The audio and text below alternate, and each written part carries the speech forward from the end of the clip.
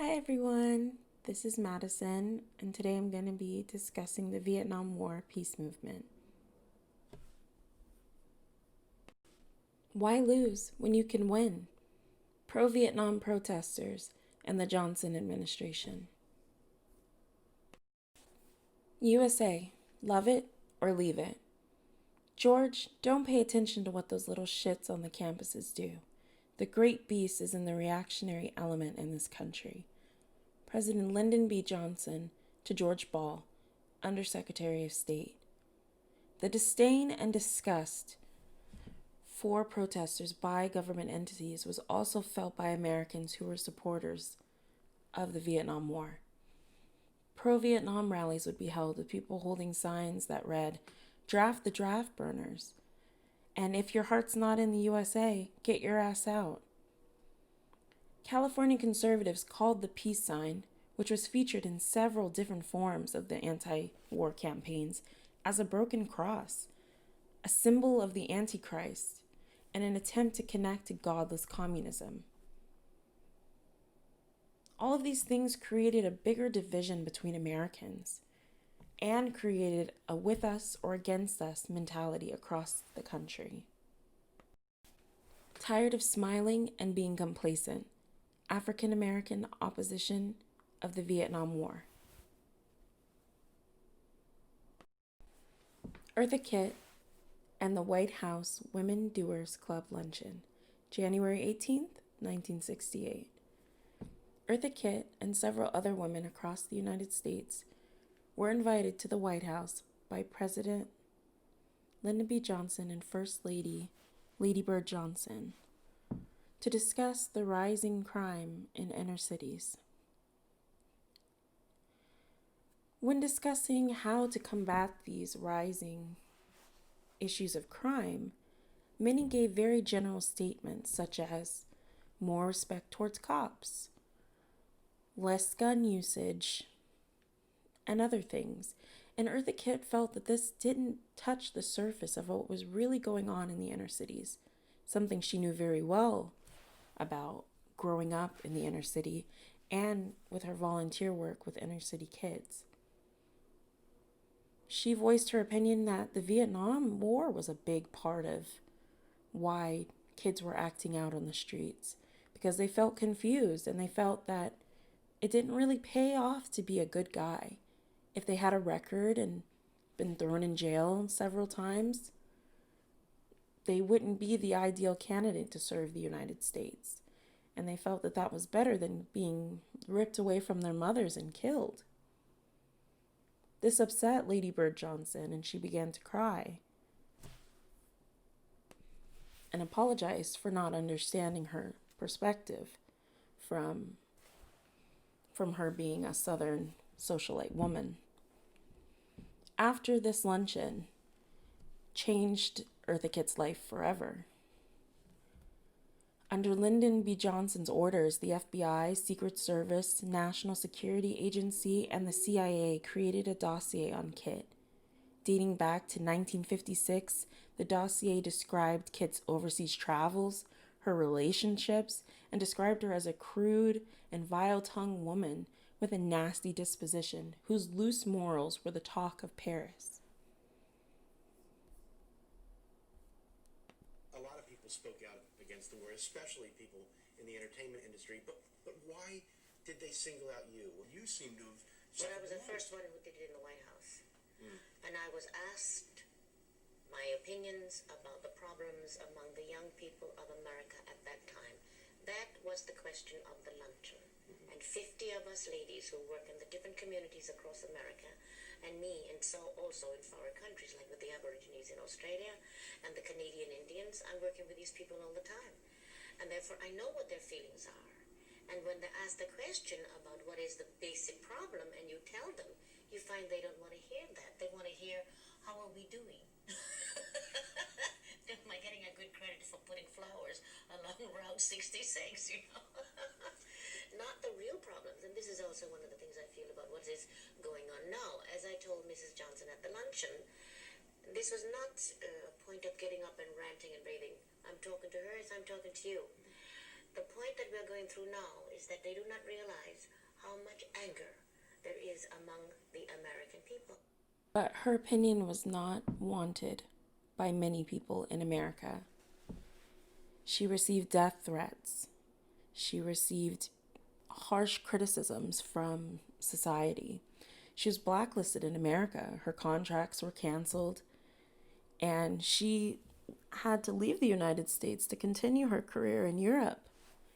And it wouldn't be until a decade until it was okay for her to come back, for people to forget about the luncheon and the scandal. But the reaction to what she had voiced wasn't all bad. Kit received a letter from an African American woman who praised what Kit did, saying how tired people are of smiling and being complacent when inside they're seething with anger because of so much injustice around us. Dr. Martin Luther King on the Vietnam War. In his Beyond Vietnam speech at Riverside Church in New York, King stated, "If America's soul becomes totally poisoned, part of that autopsy must read Vietnam." Like with Eartha Kitt, this viewpoint was unwelcomed by many, such as editorials for the Washington Post and the New York Times, who believed it was inappropriate for an African American spokesman to discuss matters of foreign policy. They believed that was the government's job and that they had no place. I don't give a damn for Uncle Sam. I ain't going to Vietnam. Draft resistance during the Vietnam War. The Fort Hood Three. We want no part in extermination. David Simas, James Johnson, and Dennis Mora denied to report to service because they believed the war was illegal and they shouldn't be forced to serve. They were then court-martialed, stood trial, and jailed for 2 years. The Fifth Avenue Peace Parade Committee voiced the concerns of many wanting to leave and the difficulty they faced for doing so. One reason we cannot get 100,000 men to refuse to go to Vietnam is that we cannot offer them sufficient protection. Being put in the brig, placed on a diet of bread and water for 9 days, forced to forfeit $85 a month in case of private sec, placed in solitary confinement, etc., is not protection. All this for AWOL. If I were a GI and saw a peace movement such as ours, which opposes the war in Vietnam and supports those who refuse, I would look to them to protect my rights in refusing to go. Freedom of expression? It is estimated that over 600,000 men evaded the draft, and the prosecution of draft evasion increased from 340 in 1965 up to 5,000 cases in 1972. To combat this, Congress passed the Draft Card Mutilation Act of 1965 as an amendment to the Universal Military Training Act of 1948, which draft burners risked the punishment of $10,000 fines and up to 5 years in prison if they were caught knowingly destroying or mutilating a certificate issued by the Selective Service System. David O'Brien, featured at the bottom, was later made an example of when he set fire to his draft card in front of a crowd in Boston and was indicted for the crime. In court, O'Brien argued that burning his draft card shouldn't be illegal because he was exercising his First Amendment right to expression. He was later found guilty and sentenced to the maximum of 6 years.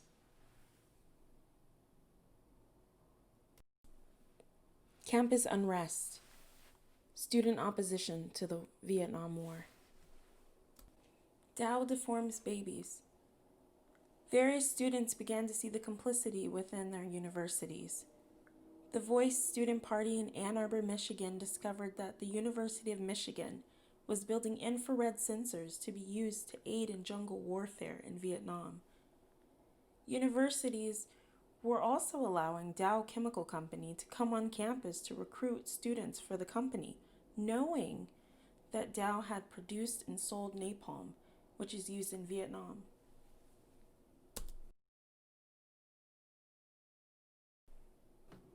But protesting with signs was not the only way students were trying to make their voice heard. In 1965, John Tinker and his younger sister, Mary Beth Tinker, and an acquaintance decided to protest the Vietnam War by wearing black armbands with white peace signs on them. The school acted against this by prohibiting the armbands and threatening suspension to anyone who still wore them to school. The Tinkers and their friends continued to do so and were suspended. The Iowa Civil Liberties Union fought the case all the way to the United States Supreme Court, who ruled in a 7-1 decision that schools must allow First Amendment protection unless the administrators of the school have a constitutionally supported reason to stop the expression, such as harming other students. If that was not found, the school was not allowed to limit the expression of free speech of its students.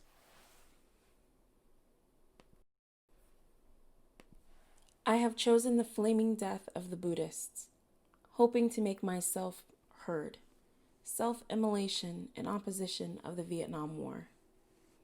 In 1963, Buddhist monk Thich Quang Duc sat in the middle of an intersection in downtown Saigon and set fire to himself, willing to die than participate in the forced conversion of Roman Catholicism enacted by Vietnam President Nguyen Ngo Dinh Diem. 4 people living in America followed suit in order to make their voices and opinions of the United States' involvement in the Vietnam War be heard. Alice Hertz, the conscience of America. A survivor of Nazi Germany, Alice began to see the similarities in what she went through in Germany and the United States, with their involvement in the Vietnam War and the fight against the civil rights of African Americans. I should be more worried, she said. This was just the way things had been in Germany. Everything seemed to be closing in. On March 16, 1965, at the age of 82, Alice set fire to herself on a street in Detroit, Michigan. A motorist and his sons were driving by and saw her burning and put out the flames, but she died of her injuries 10 days later. A suicide note was found, which detailed her upset with President Lyndon Johnson and his use of a mass capacity of 400 times overkill to wipe out whole countries of his choosing, and how the American public and militarism is responsible for the hatred and fear during the Cold War, and ending with how America's youth needs to take the lead towards life. Nicknamed the Conscience of America, Hertz became an honored figure in Japan and Vietnam. A Hanoi street was renamed in her honor, and her legacy is taught in Vietnam schools. Norman Morrison, featured at the top right, Roger Allen Laporte, bottom left, and George Winnie Jr., bottom right, also died by self-immolation in protest of the Vietnam War.